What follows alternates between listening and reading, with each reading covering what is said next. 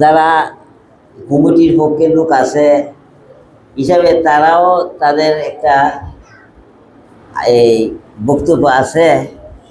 তো আমার কাছে অনুরোধ করলো যে আজকে নতুন হিসাবে মুসলিম আমার তো একটু লজ্জা করে, কারণ আমি কিন্তু সাহায্য চাওয়া এটা করা আমি খুব একটা অপছন্দনীয় কাজ।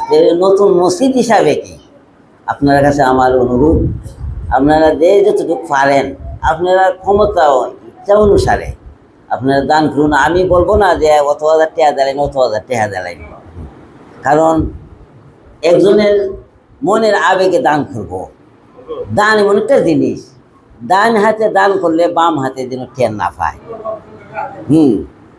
আর ওই মাইক দিয়ে ছিলে আমার হাবা বড় বড় ডাক দিয়া এটার নাম তো এটা মানুষের জানান, দানটা হইল গোপন জিনিস। যাই হোক, এরপরে আমি এখানে উপস্থিত হিসাবে আপনারা উপস্থিত হিসাবে যারা মসজিদের মধ্যে হাজির আছেন, আমরা অনেক সময় শাস্ত্রের মধ্যে 10-20 টাকা খরচ করে লাই বিভিন্ন বাজে অবশ্যই খরচ করি।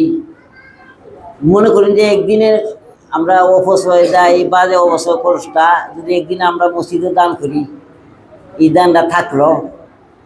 যেই ব্যক্তি একখান মসজিদ গড় তৈরি করলো মহান রব্বুল আলামিন তাদের জন্য, এটা দলিল, এটা আমি হুজুর মুহের কথা নাই, মানুষের উৎসাহ দেওয়ার কথা নাই, যে লোক দেহানির কথা নাই, এটা দলিল। যে ব্যক্তি একখানা মসজিদ গড় তৈরি করলো মহান রব্বুল আলামিন তার বিনিময়ে বেহেশতের মধ্যে তার জন্য একটি গড় তৈরি করলো, একটি গড় নির্মাণ করলো। কেমন গড়?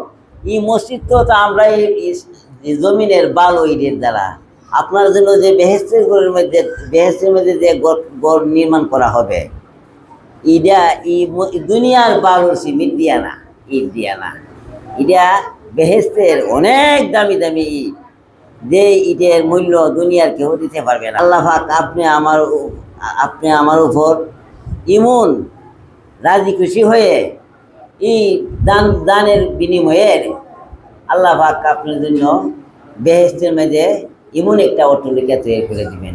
সবাই কই না আলহামদুলিল্লাহ? এটা খুশির বিষয় না? এই দুনিয়াতে যা করে